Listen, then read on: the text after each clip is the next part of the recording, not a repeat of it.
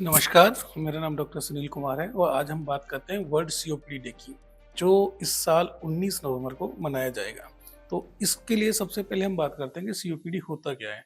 COPD फेफड़ों की एक बीमारी है जिसमें हमारी जो सांस की नलियां हैं, जो मेन एयरवेज है, एल्वियाई जिनको बोलते हैं, उनका डिस्ट्रक्शन हो सकता है और सांस की नलियां हैं वो सिकुड़ जाती हैं और वो लगभग परमानेंट सिकुड़ जाती हैं। उनमें बहुत ज़्यादा बदलाव होता नहीं है उनके जो डायमीटर है उसमें। दूसरा अपन बात करते हैं कि सीओपीडी का जो कॉजेज हैं, इथियोलॉजी है, कारण क्या है।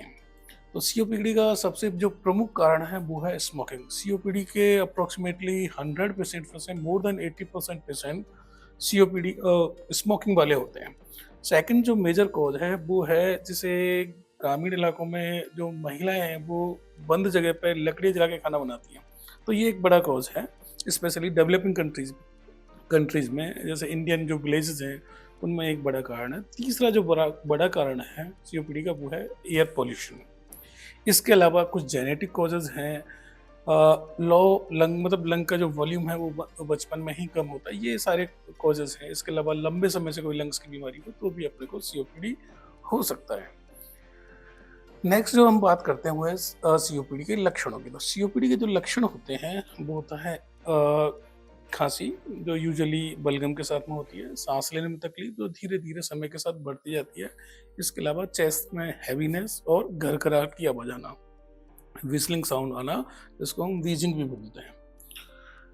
सीओपीडी का डायग्नोसिस कैसे करें? यदि आप इन लक्षणों को देखते हैं तो डॉक्टर के पास जाइए। डॉक्टर इसमें आपका एक चेस्ट एक्सरे है और इसके अलावा एक पल्मोनरी फंक्शन टेस्ट है, ये आप डॉक्टर करते हैं और इसके बेसिस पे उसका डायग्नोसिस या निदान किया जाता है। सीओपीडी के जो इलाज है, इलाज में जो दवाइयाँ दी जाती हैं वो इनहेलर फॉर्म में दवाइयाँ दी जाती हैं। वो जो जैसे सोसाइटी में कई बार भ्रांतियाँ हैं कि इनहेलर नहीं लेना चाहिए, ऐसा हम लोग ना करें। इनहेलर इसकी कारगर और मानक दवाइयाँ हैं। चौथी बात है कि हम सीओपीडी से बचें कैसे। सबसे इम्पोर्टेंट चीज़ है ना हम स्मोकिंग करें, ना अपने आसपास किसी को करने दें।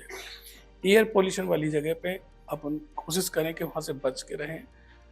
जो घरों में खाना बनाने के लिए आप इलेक्ट्रिक अप्लायंसेज या ग्रीन एनर्जी अप्लायंसेज हैं वो आप यूज़ करें, जैसे एलपीजी है या इंडक्शन है, ये आप यूज़ करें रादर देन कि आप बंद कमरे में लकड़ी जलाएं। अगर लकड़ी जला के खाना बनाने की ज़रूरत है, मजबूरी है, तो एटलीस्ट उसको ओपन स्पेस में बनाएं। ये सारे जो प्रावधान है हम करके सीओपीडी से बच सकते हैं। तो इस साल जैसा 19 नवंबर को वर्ल्ड सीओपीडी डे बनाया जाएगा, इसकी जो इस साल की थीम है वो है if you are breathless think of COPD. COPD usually 40 साल से ऊपर वाले लोगों में होती है, लेकिन it is not for all the cases. ऐसा नहीं है कि 40 साल से नीचे सीओपीडी हो ही नहीं सकता, it can be, but majority of patients are above 40 years of age. So this is all about World COPD Day. Thank you. जय हिंद, जय भारत।